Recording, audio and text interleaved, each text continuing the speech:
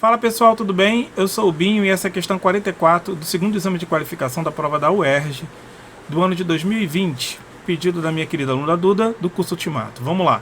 Para a análise do teor de ozônio em um meio aquoso, utiliza-se iodeto de potássio e ácido sulfúrico. Estes compostos reagem conforme a seguinte equação. Então a equação química aí. Quando a equação é balanceada, os coeficientes x e y correspondem respectivamente aos seguintes valores. Bom, esse tipo de equação química que envolve substâncias simples, compostas, normalmente são equações de oxirredução, ou seja, são aquelas cujos elementos químicos variam de NOx. Alguns elementos químicos variam de NOx. Para isso, a gente fazer o balanceamento, a gente precisa fazer o que a gente chama de balanceamento redox. Então, esse tipo de equação, a gente precisa seguir os seguintes passos que eu coloquei aqui para você não se perder. Então, primeiro, calcular o NOx dos elementos na equação. Então, eu recortei a equação, coloquei um pouquinho mais abaixo e vou calcular o NOx dos elementos. O potássio está na família 1A, então quem está na família 1A tem NOx mais 1. Logo, o iodo, para que a resultante aqui dê zero, tem que ser menos 1. O O3, o oxigênio ali é substância simples. O que é uma substância simples? É aquela formada apenas de um único elemento químico. Toda substância simples vai ter NOx zero, então o oxigênio ali é zero. Muito bem. O hidrogênio tem NOx mais 1, então mais 1 vai dar mais 2. O oxigênio tem NOx menos 2, então menos 2 vezes 4 vai dar menos 8. Para que dê zero, o enxofre ali tem que ter NOx mais 6, certo? Mais 6 com mais 2 vai dar mais 8, com menos 8 vai dar zero, então o enxofre aqui é mais 6. O iodo também é substância simples ali, ele está sozinho, então consequentemente é zero. O hidrogênio tem NOx mais 1, mais 2, então o oxigênio é menos 2. O potássio, ele tem NOx mais 1 porque está na família 1A, vai dar mais 2. O oxigênio é menos 2 vezes 4 dá menos 8.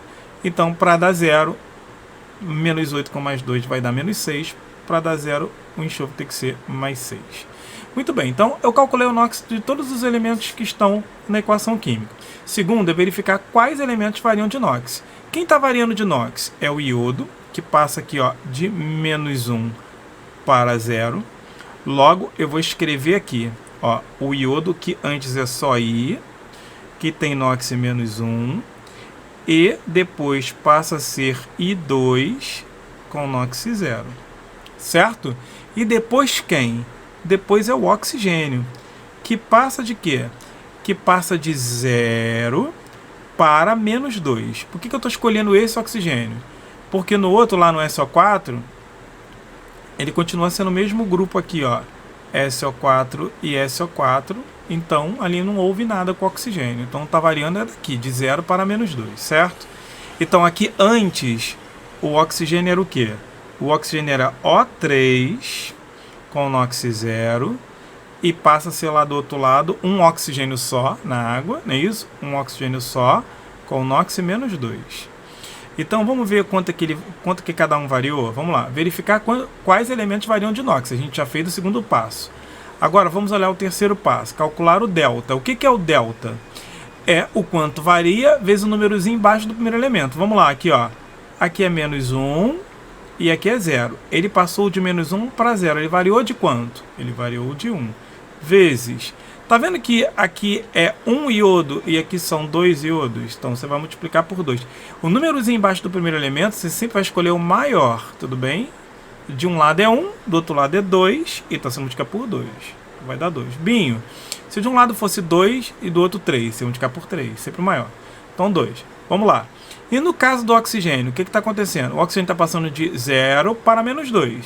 Se ele está passando de 0 para menos 2, ele está variando de 2. Vezes... Olha o númerozinho que está embaixo do primeiro elemento do elemento aqui, O3 e aqui é 1. Então eu tenho que multiplicar por quanto? Por 3. Vai ficar então 6. Por que eu multipliquei por 3? Porque é sempre o maior, certo? Bom, é bom que você simplifique toda vez que der, tá? Dá para simplificar aqui? Dá para simplificar. 2 e 6 eu simplifico que dá 1 e 3. Depois que você fizer isso, você vai fazer o quarto e último passo, que é inverter os deltas. O que significa isso?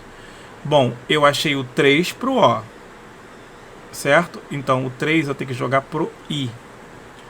Beleza? Vai inverter. Eu achei o 1 para o I.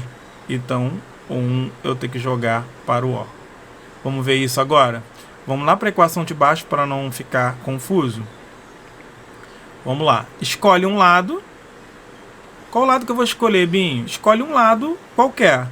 Se você não conseguir por um, você tenta o outro, tá? Eu sempre escolho o lado do produto, não necessariamente é o correto, tá bom? Então vamos lá. O que é o lado do produto? É o lado que vem depois. Aqui é o reagente. Aqui é o produto. Vamos lá. Eu disse que o 1 tem que ser pro O. Onde é que tá o O? O O não tá aqui, ó. Se o O tá aqui, eu tenho que botar o 1 aqui. 1. Muito bem. Eu disse que o 3 tem que ser pro I. Então, eu tenho que pôr o 3 aqui. Então, já sei que o Y é 3. A única opção que tem o Y3 é a letra C. Então, já sei que é C. Mas vamos continuar? Vamos lá. Então, eu tenho 6 iodos. 6 iodos aqui, porque 3 vezes 2 dá 6. Logo, eu tenho que ter 6 iodos do outro lado também. Certo? 6 iodos. Aqui, ó. 6 iodos. Só que eu passei a ter 6 potássios, olha. 6 cais. E aqui só 2. Então, eu tenho que botar um 3 aqui. 3. Eu passei a ter, olha aqui, ó. 3 enxofres, 3 S's.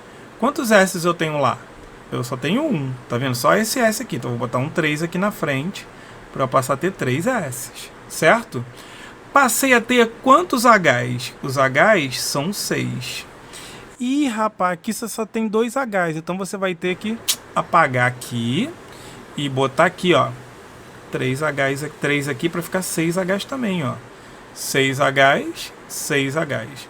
Quantos O's eu tenho aqui, ó? 3 O's, que bate certinho com esses 3 O's daqui. E aqui no último, aqui, ó, 3 vezes 4 dão 12 O's, 3 vezes 4 dão 12 O's, então tá tudo completo. Logo, o que é o X? O X é 6. E o que é o Y? O Y é 3. Que confirma a nossa resposta ser a letra C. Certo? Beijo, até a próxima.